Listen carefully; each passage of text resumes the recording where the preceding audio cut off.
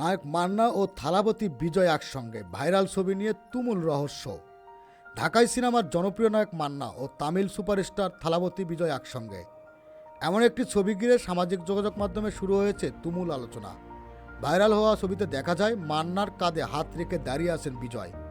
ছবিটি প্রকাশের পর থেকেই নেট দুনিয়ায় তৈরি হয়েছে রহস্য।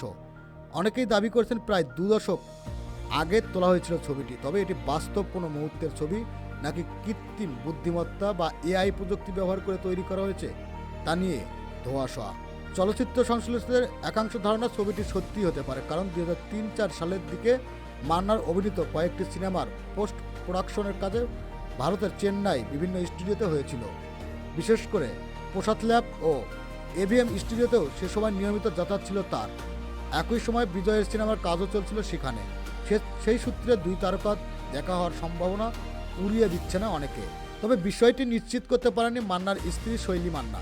গণমাধ্যমে তিনি বলেন, অনেক আগের ঘটনা হয় স্পষ্টভাবে মনে নেই, তবে বিভিন্ন কাজের সূত্রে মান্নার ভারতে যাতায়াত ছিল বলেও জানান তিনি।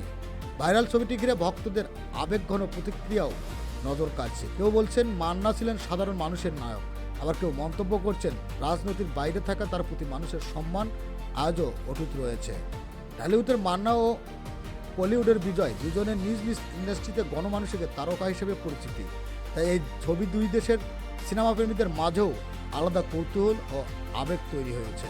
বিভিন্ন বিনোদন নিউজ পেতে চ্যানেলটি সাবস্ক্রাইব করে পাশে থাকবে।